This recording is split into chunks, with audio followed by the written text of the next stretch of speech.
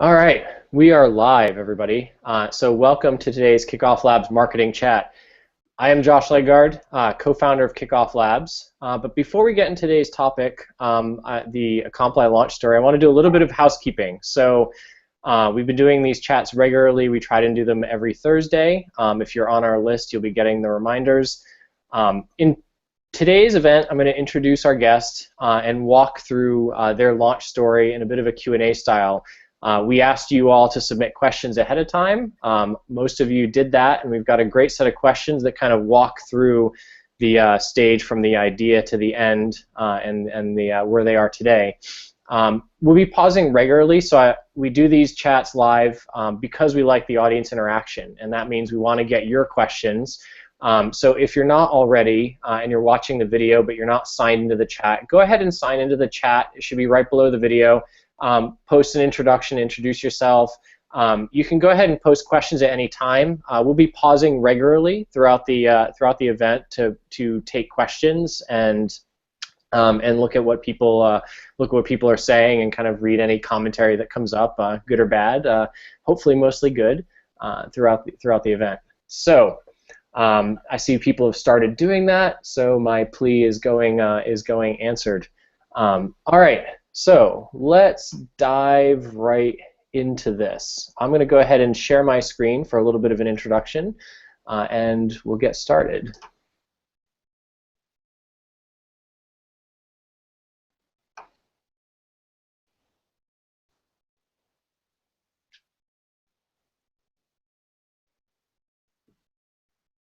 All right, I was super excited to see this to put this together. So.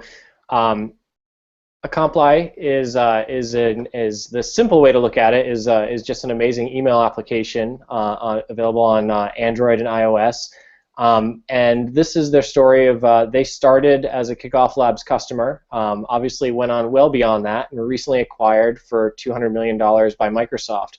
And it was interesting because when I saw the news stories coming across as the acquisition, I had to go back and I said, wait a minute.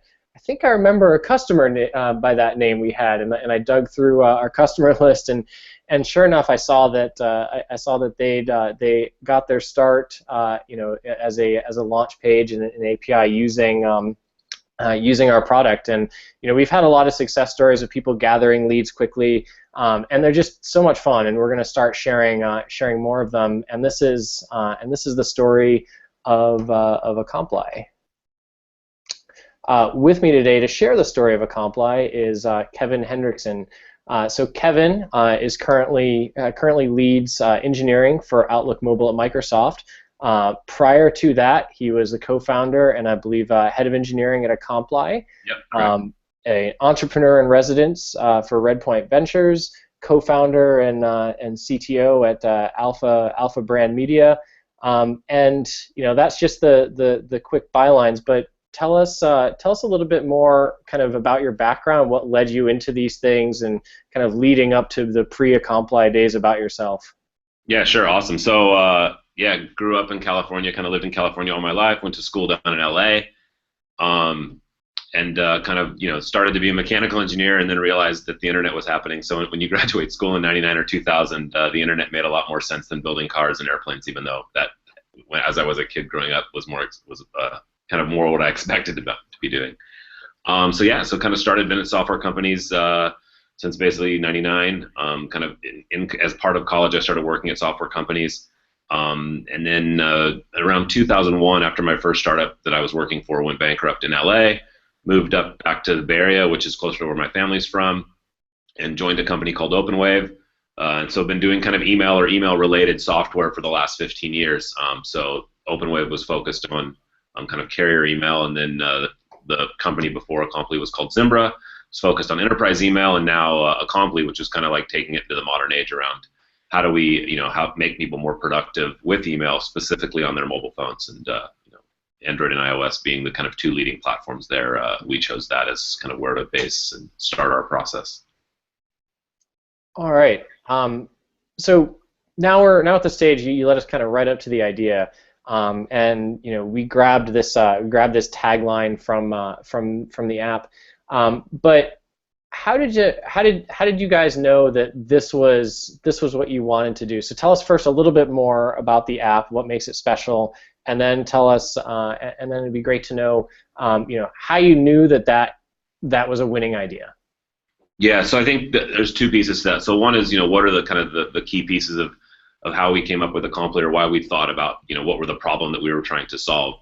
And the background for that is that there's, over the last years and, up to the last year or two, there's been lots of kind of new people reinventing email. You think of back of Sparrow being kind of the first original kind of very popular Gmail client. And then Mailbox had kind of went through their really crazy wild launch with, the huge wait list and million of people trying it, and then Dropbox acquiring them for 85 or 100 million. And that was about the same time I was leaving VMware and starting at Redpoint and starting to look at new ideas and talking to lots of founders and companies. And Javier and I were having this conversation once and saying, look, well, all of the things that folks have done around email today have been really focused on consumer email, right? So they're building something on top of Gmail, which, it is possible, but it's not as technically hard because there's lots of free code to connect to IMAP servers. And I used to joke, like, within an hour you can go to GitHub and grab a project, connect to an IMAP server at Gmail, OAuth into it, and then have some, paint a screen, whether it's JavaScript or Objective-C or whatever. And so as we started thinking through that, we said, well, look, and we knew from Zimbra, coming from the kind of trying to sell email servers against Exchange, that Exchange was just the dominant force, and all the money of enterprises in particular, the Global 2000 all use Exchange, generally speaking. And so we knew that if we were going to go build an email client and sitting at Redpoint, we're on Exchange at our kind of work, and then we have Gmail or Yahoo for our personal mail. Having an email client that can combine all of that and then have a modern UI was something we thought would be interesting. And so as we started to tease that apart, we realized, well, why don't you do a lot of email on your phone? And we're traveling around to meetings or driving up and down the valley talking to companies, and you're constantly jumping in and out of your phone, and you're like, well, you get a set of emails, and you're like, wait till you get back to the office, right? It's like composing or typing anything but like the simplest email is kind of is hard. It's hard to type out a long response on your phone. Search was very broken, right? Like you get this kind of continuous search on server, and it would sort of work if it was local, but it would only search your inbox folder, and it was very weird. I'm at inbox 0, so I only had very few things in my inbox, so I could never find things. And then this final thing was that the context was kind of scattered, or apps, this app switching sucks for email, because you get things coming in for email, and you want to go look up something in another app, or the very basic thing is, hey, when can we meet for lunch? Well, switch to the calendar, look what days are available, go back, and then go back and try to remember what days you just remembered, and then, oh wait, was the person wanting lunch, or was it a 2 o'clock meeting? Well, what day was I free again? And it was this constant back and forth. And so we said, well, hey, how can you make some of these workflows easier, and then do that on a mobile phone where our average session is 24 seconds, right? And we're what can people do in 24 seconds to go and be very productive with email? Yeah, I mean, and one of the things that got me about the app, and I have to admit, I came from a Microsoft background, and so I when I left Microsoft, I really missed using Outlook, because on the Mac, even as a desktop, the apps being separate, the email and the calendar app, is just such a pain, because I came from a world where in Outlook it was together, and it made it so much easier to schedule people on the same thing. And then it was the first time, using your app on the iPhone was the first time I experienced that on the phone. I was like, wow, yeah. I love having pockets of separate apps, but there's certain things like email and calendar that just make sense to be together. And you guys executed brilliantly on that basic idea. On that one part of it. The rest of it's great too, but I was just like, that was the magic part that hit me and that I really loved. Awesome. So you have this idea, and you talked about a little bit about following. You follow the money, which is great, and everybody's focused on the consumer, and you're focused on the enterprise. And so even though you're focused on the business side of things, let's talk a little bit about the concept of putting up a launch page. So what made you guys want to put up a launch page before you had an app, before you had customers? Because you weren't targeting like the consumer side, you were targeting business customers. So kind of talk about the motivation behind the launch page, and I'll show the launch page while you're talking. Sure, great. I mean, yeah. So I think the first way is we think of everybody as a consumer, right? And like this notion that people are only a business user or they're only a consumer user has kind of been destroyed with the App Store, and the fact that whether you're a consumer or a business person or an enterprise, everybody has a job or has something that and more and more people have email these days than ever. And so the fact that you're kind of both, and there's these things that you choose, the things that you've picked for your personal life or your, personal productivity and personal device, and then there's things that your job or your company provides that you don't choose. And our view is that we think the world is going to move to a place where consumers have more power, and consumers even inside of the enterprise have power to choose. And that's where we kind of come up with that idea of how do we connect those two. And the idea for the launch page was simple. It's like we had this kind of internal thing as I wanted to make, have this rock star moment as I'm going through email and just saying like, yes, I'm done, I'm getting things done, I'm completing things that normally I'd have to wait till I get back to my desk. But, between me, myself, and Javier and JJ, the other two co-founders, we were like, well, how do we validate this with more people outside of our own scope, or people that were next to us or not, right? And so the very first launch page, which I don't have, we should find it somewhere, but is a really much more less pretty version that I literally built, with my engineering skills and not my design skills, which was just the word Acompli like typed out from a logo maker. And then in a text box. And the idea was that, hey, we can start talking about this to our friends, and hey, what are you working on? I'm working on Acompli. Like, oh, what's that? Well, I can't really talk about it yet. And so it was literally, it didn't even say email. It just said, hey, we're launching soon. And so we had, I'm trying to think of the exact numbers, but hundreds and then probably in the low thousands of users before we even got to this point, which was where we announced the company. And so at this point, when the page that's up now was the part where we announced the funding that we had raised, $5 million from Redpoint and another couple $1 million from two other really great investors, Harrison Metal and Felicius Ventures. And so a total of about a $7.3 million Series A, and that basically led us to saying, hey, we're doing email, and we knew iOS would be first because we had put all our investments so far into iOS. We said, hey, we're going to basically reinvent email on the iPhone. Had a really cool launch video, set up this page to basically, and at that point it's really kind of with the press articles and whatnot, exploded the number of users that we had signed up for this. And then we slowly started sending out invites. And we had sent out some just before this on a pretty early version, but at this point we started to accelerate that and use some of the viral features built into KickoffLabs to say, hey, if you told a friend or told multiple friends, you would get this referral counter in your sign-up list, and we would invite those folks first. And so it was very obvious. You'd get these people, like we'd send back an email to the list and say, hey, we're adding 10 more invites today, and we'll give 10 more to the top 10 referring people and things like that. And then instantly you'd see people kind of try to game the system, and people were posting it on Reddit or writing blog posts trying to promote it, which was awesome, right? That's what we were trying to create. And then the video helped kind of suck people in because they said, hey, go to this landing page, they see the cool video, and they're like, all right, I'll sign up. And then right when you'd sign up, this thing would switch to I think you guys, the Kickoff had the built-in where it would say, hey, click here to share it with your friends or Facebook or whatever. Yeah, and so that definitely seemed to give you guys a boost. I mean, I won't give away your numbers, but I could see you guys definitely benefited from people sharing the links that they had through KickoffLabs and through the concept of the launch page in general. For folks that signed up to get the recap, we'll see if we can't dig up the original one. I thought I stumbled upon it, but it was almost too basic that I didn't throw it on a slide because I said this probably isn't it. So I didn't want to include it if it wasn't it, but it might have been. It probably was it. Yeah, it was literally the word Acompli in like some green and blue letters, like really ugly looking logo that I built from like a logo generator. Yeah, that sounds like it. So we'll dig it up and we'll include that when we send out the recap. Awesome. Yeah, and awesome. Mark asked a cool question on the chat. He says, how do we get the user base to sign up when we were so stealth? I mean, it was basically, my brothers and sisters and my family would sign up and say, hey, I'm working on this thing, Acompli, and they'd signed up. And then obviously they would tell their friends that, hey, we're having a startup. And we were tweeting about we're doing Acompli, and we would say very vague things. We wouldn't say we're working on email. We were saying, hey, we're doing something cool for the phone, or if you have an iPhone, check this out.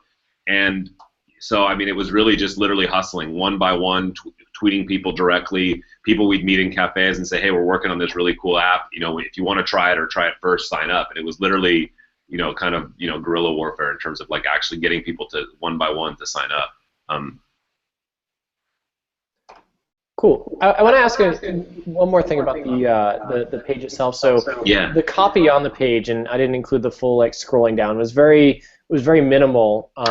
And I see a mistake a lot of people make is they try and throw as many things as they can up on the page, but you guys used kind of everything to amplify itself, like the images behind, the video is an option to watch, so it kind of builds on itself. So how did you guys come up with the copy and the message on the page, and did you test variations of that as you went?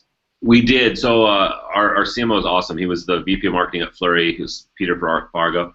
and he became our CMO, and he did a ton of he came up with a ton of these kind of crazy taglines and things, and we tested some with Facebook and AdWords ads, just testing. I had another page, I don't know, I can't say the name, but it was like something email app or something, and it was basically a very long, generic, very specific keyword, like spammy looking domain, and we had set up the same web page on that as a secondary account inside of KickoffLabs, and we used that to kind of test, and we bought traffic against it to see what would convert, and just tested with some of the things. So we kind of played with ads basically going to that, and most of the testing was actually to test the tagline that we ended up putting on this page, but we just had to send them somewhere, and we give something as a conversion test, and we got almost no conversions from that page, so it was really just seeing if people would click on the ad and come to a page, right? It was kind of the idea.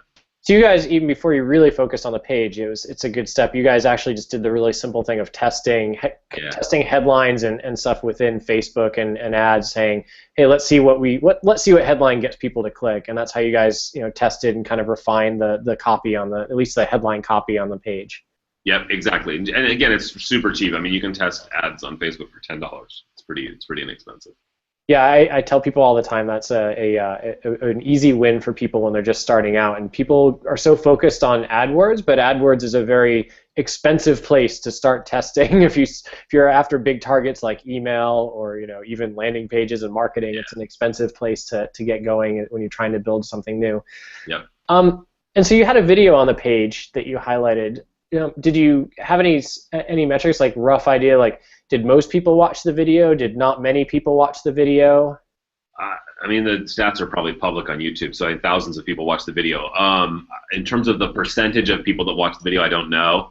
The percentage was definitely higher early on because it was we kind of forced it very front and center as like the hero video, and we had a whole narrative around this app kind of making you awesome at work, and it was this guy like going through his day. If you haven't watched the video, you can go watch it, but going through his day and using our app to kind of be successful, right, for some definition of successful, and rescheduling meetings and moving things around and sending big files, kind of highlighting a lot of the key features that were differentiators in what our app. And so I think the video, it wasn't cheap. It was very expensive to go build a video like that, but it was something that in our view made a big difference. And then now, both iTunes and Google can let you upload videos as part of your App Store thing, which is kind of cool. So we've now created little, kind of demo videos as part of the actual app launch itself. But leading up to the launch, I think the video was helpful in telling our story in a visual way, because I think, as some people are visual learners, some people just want to read about it on a blog, some people don't care and they just sign up for anything new. And so we literally tried everything to try to get as many users as we could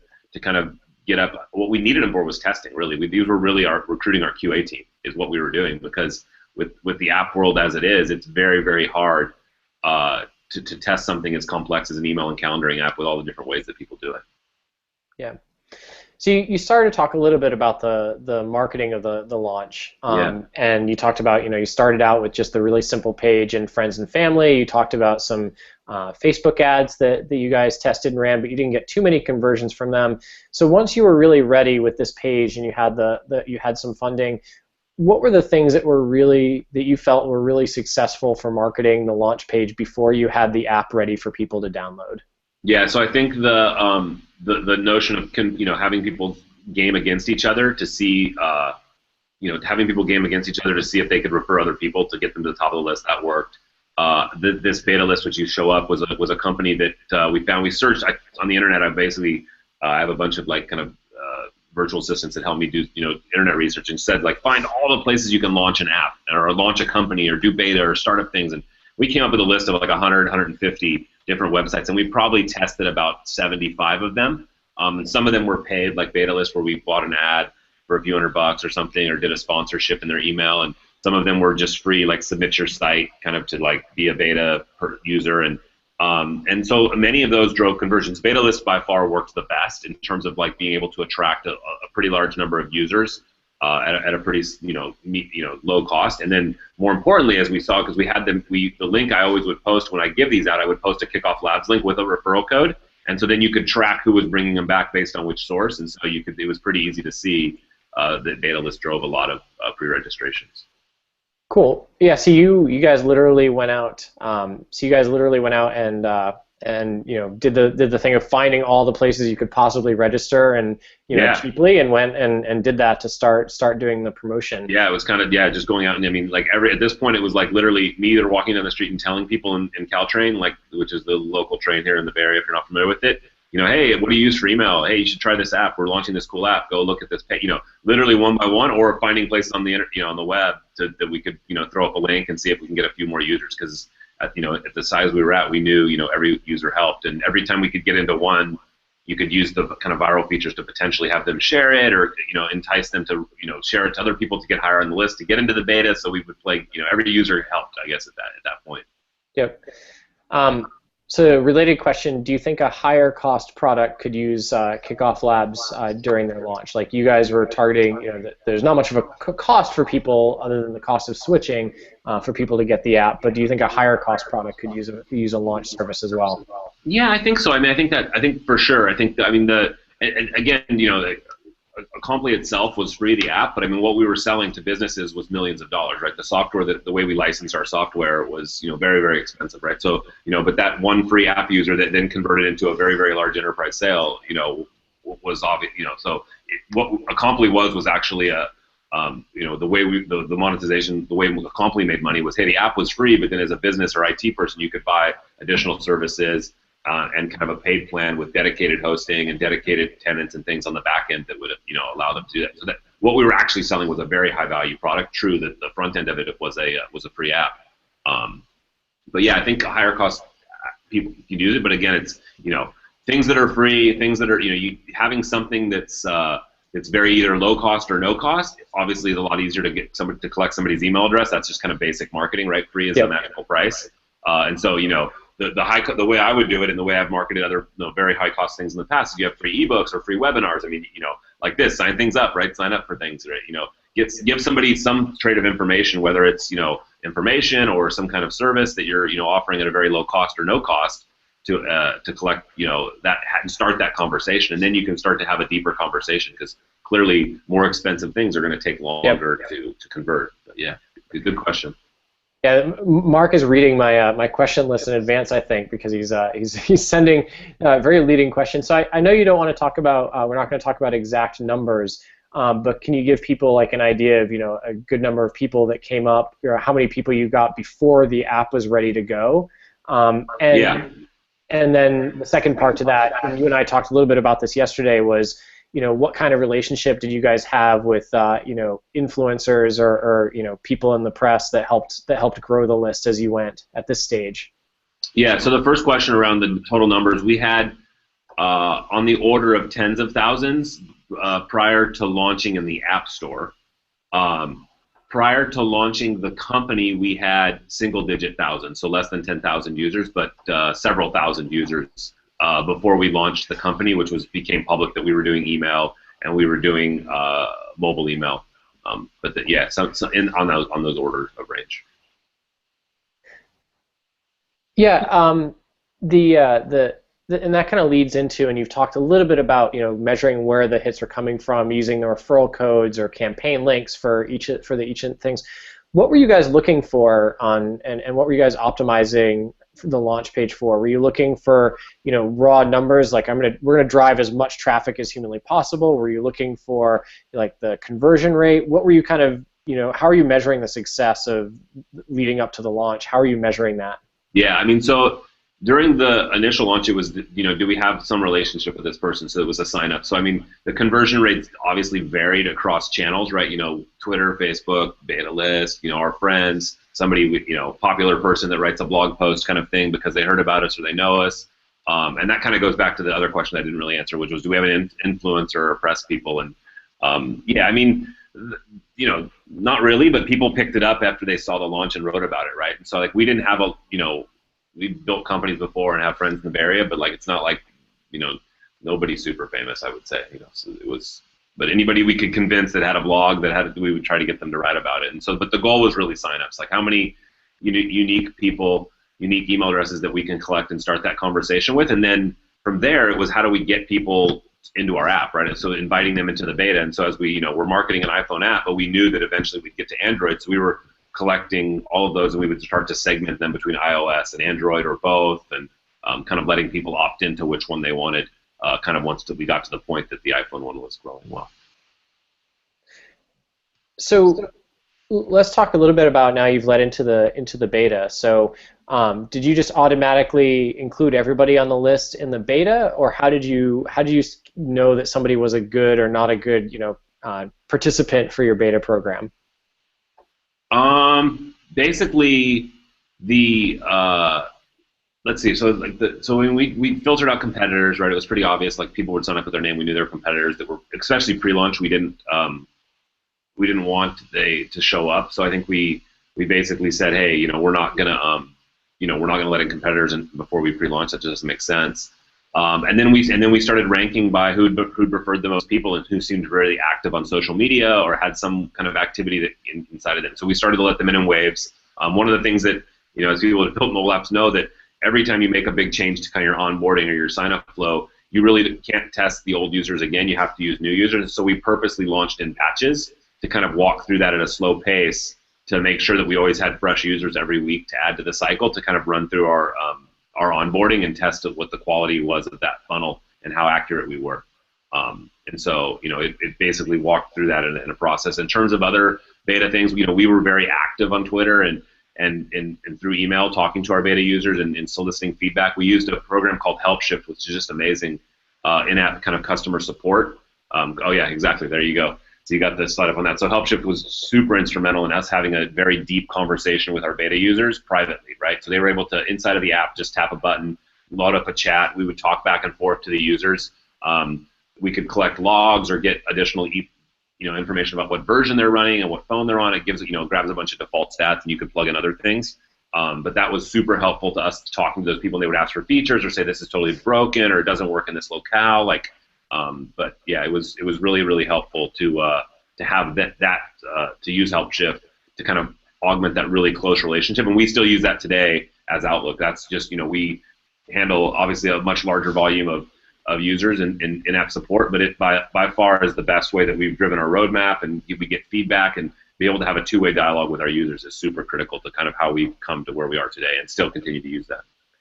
Yeah, I put a quote on there, and it struck me. I love the thing you said yesterday when we chatted about listening to the group instead of the individual. But it got me that you guys were, from our conversation yesterday, you guys were fanatical about two things. You were fanatical about figuring out what the customers wanted as a group, not just listening to a minority of loud people, and focusing on the quality during the beta. So can you talk about those two things, like how you balanced the two and how you balanced that with the innovation that you wanted to drive? So we used another service called Hockey App, which is pretty popular. Actually, Microsoft acquired them just shortly after they acquired us, which allows you to collect crash reporting and details around that. And so we used Hockey App to basically as our first line of if there was ever a spike in crashes or you ever saw any kind of significant kind of concentration of crashes, we would do that first, because if the app's crashing, people can't use the app, and there's nothing worse than you want to throw your phone, right? Like if you get your app crashes on it and you're doing something especially like email or important, you're very frustrated, and we knew that was the number one thing. So we would always say if there's any kind of serious crashes, we would get that first. And then we ran a weekly process of pulling down all of the support tickets and kind of categorizing them into groups, and that's where you said listening to the group, right? We obviously dealt with users individually and debugged problems and worked with them and got their feedback. But when we ever analyzed it for roadmap discussions or what we were going to do next, we looked at it as a whole. In the last 10 days, what percentage of people wanted X? What are the top 2 or 3 things that they want? And then from that, we would help drive input into the roadmap. And then kind of the third and also critically important piece is this innovation, right? We constantly have to think about how do you reduce the number of taps in a workflow? How do I reduce the number of taps in you sending me an email? Kevin, when can we have lunch? I can send my availability, tap 3 times in my calendar, and send that back to you. With pretty, less than 10 taps and essentially no typing, right? I didn't have to type anything. I just hit reply and sent back to you, and I'm done. And then you reply, hey, Tuesday at noon works. Again, I hit reply, I insert the calendar event, potentially type in, a place to meet, or if we already knew, then it's locked and loaded. And so those kind of innovative features that, kind of shortened the workflow and very common tasks is something that, again, we're very focused on kind of working towards and driving. Yeah, and I think this summed it up. Is you guys are really focused on the customer happiness. if the, like you said, if the app's crashing, you're not going to use it. You're going to throw your phone out the window. And when people are in a group and they're really saying, hey, we really need this, and can you reduce the clicks? Then that helped you guys prioritize what you were building. So during the beta, you looked at the metrics, you looked at the reports. Were there any other metrics? Or statistics that you guys were measuring during the beta, whether it be like continued uptake of the beta, conversion rate, or other metrics you guys were using at the time? Yeah, I mean, retention's obvious. I mean, retention's probably, if you had to pick one metric in the mobile world to go after, it's retention, right? Like, if you can't keep users, no matter how many users you buy or you get or you coerce to come try or download your app, you're going to lose them, right? And so if there's like a single thing you look for at any point in your mobile kind of approach, is its retention. Is like, are the users that you're getting staying, and are they staying for a long time and at a high percentage, right? And so so retention was important to us. And what we, from our point of view, like discovered that users that only use a single email address for their personal email retained at one rate. They're about 50% higher retention if they added a business account, and if they had both, it was another 40% on top of that. And so the type of retention we were seeing from people adding 2 accounts was where they were getting the most value, and that kind of helped influence us in terms of our roadmap and saying, hey, building people that are balancing multiple accounts in their email address, in their thing, having nice calendar overlays, being able to deal with this notion of like work and home, or home and work and personal, or 2 different businesses, whatever it may be. We knew that those were a critical group of users that retained the highest, and I think partly because we had some unique features that worked really well for that set of users. Cool. So you guys were heavily focused, in addition to all the other stuff, on measuring the retention, seeing like people sticking around in the app, using it day in and day out. Did they come back next week and the week after, and were they sticking with it? Yeah. Moving into a couple of questions came in about getting picked up in the news. So did you guys use a PR agency, or do you have any ideas how you guys really got picked up in terms of bigger I would say, like mainstream media news outlets like the NBC News article and some of the other mainstream tech blogs that wrote about you guys? Yeah, so so Peter, who was our CMO, had just great relationships with the press, and we did a ton of outreach and connected with them and pitched our story. It's like anything, right? You have to pitch it everywhere to get a nice swell of that. And we did have a PR firm that helped with some of the introductions and that. But I think at the end of the day is like you have to have a great story, and like I think the stories and the articles that were the best and the ones that were the most widely read and the most popular on the big sites that you would expect are ones where we sat down with those reporters and walked through the app and told a story and demoed the app and was able to explain value, and then say, hey, we would invite them to the beta. Here, come try the beta. And some were like, hey, it doesn't work for me. My email thing doesn't work, and that's fine. They wouldn't write the story. But they're the ones that would.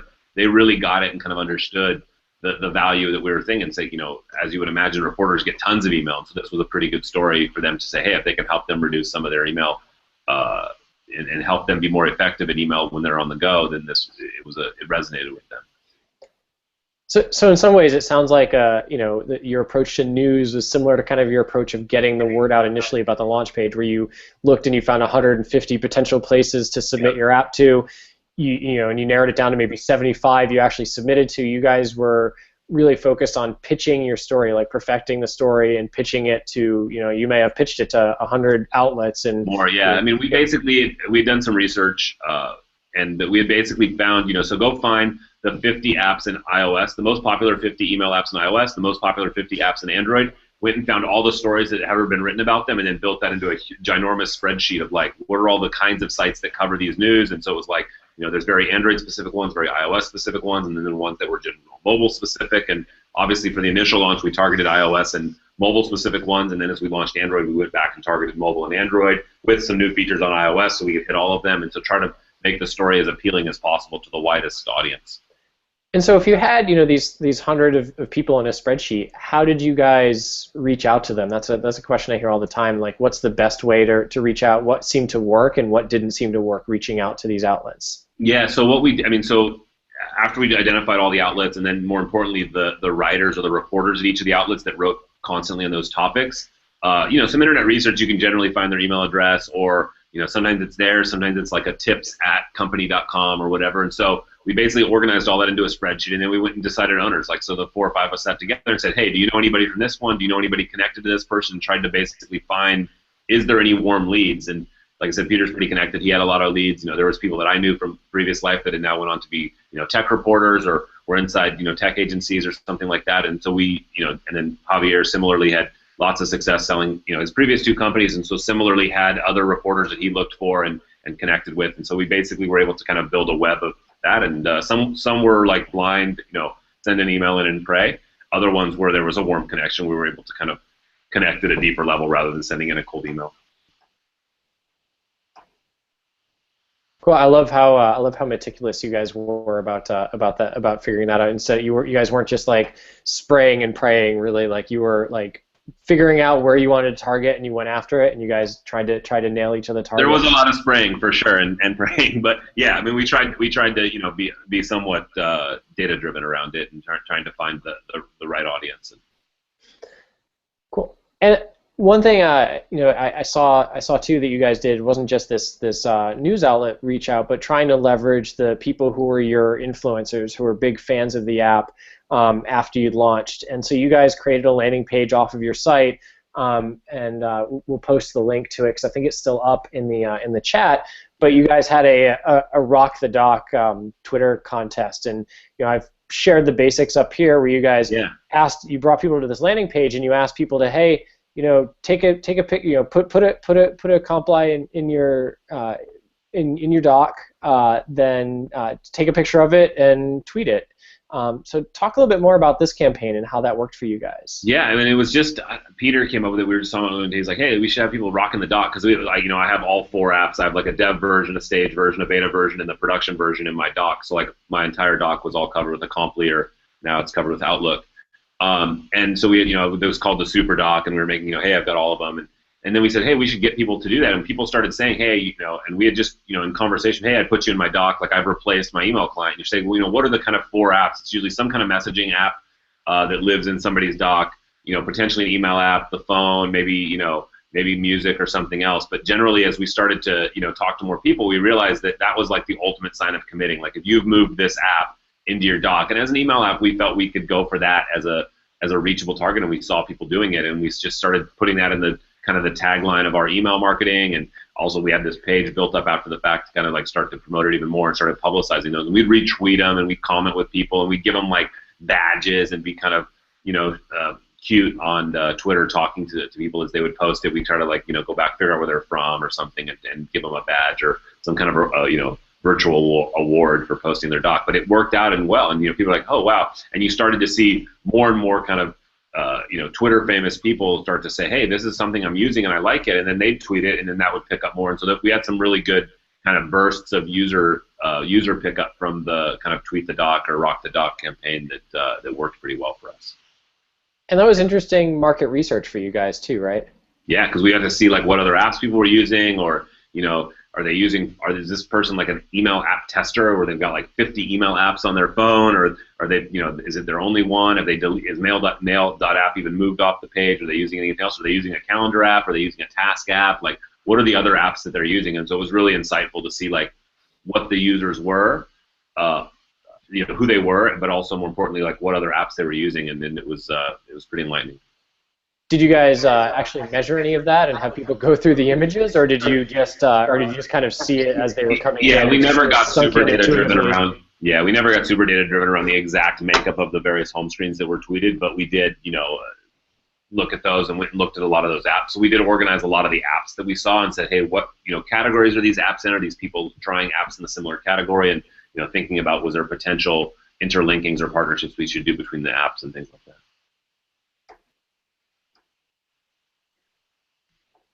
Yeah, that's I love when a campaign, when you're able to take something that helps you guys and also do the marketing. It's one of the reasons that at KickoffLabs we do regular landing page reviews where we ask people to submit landing pages, and then we'll take a look at them publicly if they're willing to stand up to the scrutiny. And that I view as, selfishly, that really helps us do market research because we get to see all sorts of different campaigns and landing pages because a majority of the pages submitted aren't on our platform yet. So, I mean, we get to pitch them and say, hey, you could make these changes and be on our platform. Or, if nothing else, we learn like, hey, everybody's got a couple pages and a campaign that looks like this, and then we're able to help them. And so I love stories of where you get it's a marketing campaign, but it's kind of dual purpose market research for you guys. Yeah. So another question came in. So any tips to get CIOs to actually input credentials into a landing page, or how did you capture? I guess I'll rephrase a little bit. Maybe it's unfair, but you talked about how business users that was how you generated revenue, and that was the idea to generate revenue. How did you capture the leads for business users? Yeah, I mean, so we treated everybody just as a user. We didn't, it was the simplest page ever. We fought for a long time, and I've done a lot of landing page stuff in the past, and every time you add a form, you lose people, right? Every time you add another field to the form, you lose, the completion rate drops off significantly, and so for the longest time and forever, we kept it as a single field, right? We only wanted your email address, and lots of CIOs and lots of very, very important people put their email address in there because they wanted to try the app, right? Like what we had was they were really excited about it and they wanted to try it. And as you would expect, many would put in their personal email address on a form, and then they would start trying the app. But over time, they would reach out or connect, and they would be from very big companies. And many of the big enterprises we talked to were, they'd come and say, "Hey, have you guys tried the app?" And they go, "Oh yeah, we've got 50 people using it, but they're all using it with their personal email, right?" And so it was. Again, part of the time in this place that we're in here in mobile and kind of business apps is that, people have the ability, and it's very easy to go to an app store and grab an app and download it and use it in your personal email, or use it for your own, kind of use, and then eventually bring that into work. And so we thought that was a trend that, we kind of capitalized in the sense that, people were outside were trying things on their own and then bringing it to work and saying, "Hey, I wish I could use this for work," or, "How can you help me get this connected?" Or, "We should look at this as a potential enterprise solution for our company." Cool. I want to tell people if you have any other questions, now is the time to post them. We've got time for maybe a couple more. I want to keep this running on time. I've got another question that kind of leads into the last phase of the story.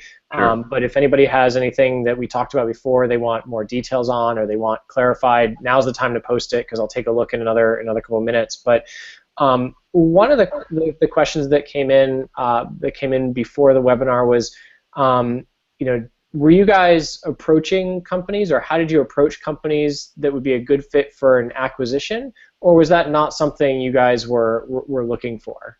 Yeah, so I mean, we never intended to go out and try to sell the company, right? Great companies are bought; they're not sold, right? And so our goal is to build a company that we liked working for, that we enjoyed working for, with people we liked, and doing something that we thought was meaningful and interesting. And we kind of, that was the path that we were on. And, we were getting great press and great reviews, and the apps and the user base was growing, well beyond our expectations. And I think, we had reached out into some of the enterprise cases. We were looking at licensing the software to some enterprise customers and to some ISPs and whatnot. And basically the goal was that, hey, we want to go and get Acompli everywhere. And so one of the discussions we were having with Microsoft was, hey, can they license Acompli to be, a potential for them to use as an official client for their various mail platforms, and that was how that conversation started, and then escalated to the ultimate acquisition. But yeah, we never went out and tried to reach out to companies and say, hey, please buy us as Acompli. We were like, hey, we think we've built some innovative solutions. We have some great software. Users love it. Lots of your users are already using it, and then the discussions were really centered around that. Cool. Are there any other questions coming into the chat? Let me take a quick look here. All right, there's a couple more. So let's see. Guest says, if you give away an app for free to start, how can you then start charging without ticking off users? Yeah, it's a great question. So we never charged for the app itself. The app has always been free, will always been free. We will always be free, and the plan is never to charge for the app. Our view and the way we've kind of experienced email over the last decade was that end users don't pay for email. They're not used to that. Businesses pay for email, right? And so, when you go to work, you don't pay for your email address. Your IT company, your IT division pays for that. As a consumer, generally, there's so many free options today. It's a pretty rare that people pay for their own email. There's some stuff that people want to run their own IMAP server or their own private domain or something, or I pay some fee to have my name at myname.com kind of thing. Those kind of cases, but generally speaking, consumers don't pay for email. And so we knew building an email and calendaring app that we charged for would never grow and wouldn't have the right kind of model. And so the business model and the way that Acompli went to market was that the app was free and all the features were free and you could use it as you wanted. But if you wanted additional enterprise features around security or control or private data centers or additional controls as an IT organization for those email addresses, then that would be an additional upcharge, and that's how we charged for it. So we never actually charged the end users themselves. Great, and I'll take one final question that came in before we move on to the next, what's next, which is how soon before you had a truly usable app did you begin really trying to do buzz and begin marketing? So yeah, so we started. We had an app that could send email probably around October of 2013. And so it could send and receive email, and I could use it for 80% of the email that I got. I could read most of the emails that didn't crash. I could send things. I couldn't really do calendar on it yet. And so we were already talking about that point of doing the beta, and we started the friends and family beta shortly after that. So it was barely usable, as what I would classify it. But and we wanted to know, like what does usable mean to me? Was, hey, I want to be able to get to inbox 0 and archive all my messages, and I wanted to be able to accept calendar invites on the go, and somebody else say, no, I just want to be able to log into a Gmail account that has a UK domain or a UK, locale, or I wanted to have this doesn't support shared calendars, and so we wanted to get that feedback early, and so our view was pushing hard towards getting the right type of feedback and helping as again sort of encouraging groupthink and saying what are as a group of the users that are to our app today, what are the features that would let them help define it as complete? All right, let's move into. I know you guys aren't going to share the secret all-encompassing Microsoft roadmap for the app, but where do you think the future is for email, mobile apps in general, maybe? Yeah, it's a good question. I think so. I mean, yeah, we can't talk specifically about what the Outlook roadmap is, but I think the key thing is that the mission that Acompli was on to kind of make users more productive with email and calendar on their device is just we had just kind of started, right? We'd only been in the App Store for like 6 months. We really had just kind of got to our first version. We hadn't even been able to roll out a version 2 yet, and it was really early. And I think we still feel that way. Like what we've produced is great and it's super usable and people love it. But it's just very early. Like we have lots of new things to do to continue the theme of how do we drive people to be able to do more on their phone in less time, right? Like you don't want to be sitting on your phone looking around while your family is like, why are you still on your phone? If you can do something in 10 or 15 seconds and put it away and it's good and gone, you're not like stuck trying to type something long. Those are the kinds of things we want to improve upon. And then similarly, we're very, very interested in we focused initially on the end user love and end user launch. But something that was very important to us was that we have this kind of tagline of loved by users, trusted by IT, and we want the users to love the app, but we also want the technology and the controls and the privacy and the right type of pieces and alignment to be in place so that IT and large organizations want to roll this out and want this to be their primary app. Because there's nothing better than you getting to work and saying, hey, here's software you want to use, and then IT kind of forcing you to use software you already love to use, right? Like they're not forcing you to use it at that point. You already kind of adopted it. And so our view is to win that, you have to have a balance of both. And so we'll continue to innovate on the end user side and really focus on high ratings and super high customer satisfaction with our app, but similarly have an equal focus on enterprise, and especially as now part of Microsoft, rolling out the kind of advanced enterprise and IT control features that make, IT and large organizations trust the kind of software that they've been trusting from Microsoft for years. Yeah, I would say I was really impressed with after the acquisition how quickly you guys turned around, and it definitely spoke both about the quality of your team and the focus you guys had on shipping regular updates that seems to have continued after the acquisition, and also that Microsoft was really interested in letting you guys keep that. I was super impressed with how fast it came out, the version. But to ask my own question, I see this all the time once an app launches, and you see and I've not done an app launch myself, where on this page that I'm showing, there's a line that says text me a link, and then you also have the call to action available for free. So aside from the marketing. If somebody got to your landing page, your website, is the text the link more effective, or do more people go on the available for free to download it? Yeah, in our experience, most people clicked the link. I mean, on mobile, it was almost 100% would click the link because it's a direct download. Where the text the link comes in nice is when, hey, I'm on my computer and I'm not on my phone, and it's easier to type in my phone number and hit text me a link and send you a direct link from your device on an SMS than it is to like go in and try to retype, or do a search for it in the App Store. So the answer is kind of both, right? Like the direct link to the App Store is obviously the most effective for mobile users, and that, as when the page shrinks down and goes into mobile mode, that even becomes more pronounced. But the text me a link we thought was pretty successful, and it was used pretty frequently by folks coming in on desktops, right? So they were coming in on their computer and said, hey, text me a link for later, or just text me a link because I don't want to retype all of that on my phone directly. Cool, and I'll take one more little question just because it leads into the last thing I wanted to talk about, which was back to the launch page again. How did you guys go about who designed that for you, like the main launch page here? We had a third-party web designer here called Flickerbox in the city to help us with that, and they're awesome, and they've actually worked for us at our previous company at Zimbra, and so they did the design, and then we had another firm, Brett Marty, do the video, who's an awesome director to help build out the video, and it was super helpful. So he did the video, and then the design of the launch page came from an outsourced kind of all-encompassing kind of creative/web design firm, and yeah, I think it looks great, and it kind of had that essence of like you want this kind of lifestyle kind of looking page.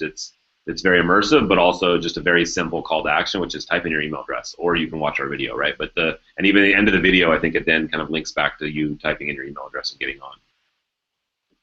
Yep. And then for the email collection and the viral stuff, you guys, what product did you use for that? Yeah, exactly. So KickoffLabs. So yeah, we use KickoffLabs for all of the APIs, and so even with the landing page that was driven on there, yeah, all of that was hosted on KickoffLabs, and we used the API. Initially, we had everything hosted on KickoffLabs with an iframe, and then we moved to the API and continued to use that up until we were well in public beta, because we were using it for our beta too. We were driving all of the leads through our beta because we could allow people to like promote the beta, and then we integrated with MailChimp to actually you guys would push the leads from KickoffLabs into MailChimp into a list, and then we would market to them directly through the MailChimp tools. But the first probably 8 or 10 emails we sent were directly from KickoffLabs. We did everything inside of KickoffLabs, which was worked really well. Cool. I'm happy to hear it. I was thrilled when I looked back and I saw after I heard about the acquisition, and I kind of saw some of the what you guys did, and you had 2 different campaigns, and I was happy that you used it after you launched too for the beta, which was good it made me happy, because that's always been our intention, is that we can help with marketing and stuff along the way, not just before the app launch or your store launch, but afterwards as well. So, like I said, I had a lot of fun. I want to thank you for coming out for coming out today and talking with everybody. I want to thank everybody that submitted questions, everybody that came live, and everybody that's watching this recording after the fact. We'll send out a more detailed recap, maybe with some additional images of older launch pages along with it. I just want to encourage everybody. I love telling these stories. I want to tell more of them. So. Go ahead and get started with KickoffLabs. We want to help you get your story and your own success, so that you can come back and tell an amazing tale like Kevin just did. So thanks again for being on, and thanks for sharing this knowledge. I know that it's going to be useful for people. I know there was a lot of nuggets in here for people to parse, and so I know it's going to be really helpful to folks that want to share and duplicate some of the success you guys had. Great. Thanks, Josh. Thanks for having me. Yep. Thanks, sir. Yep. Later.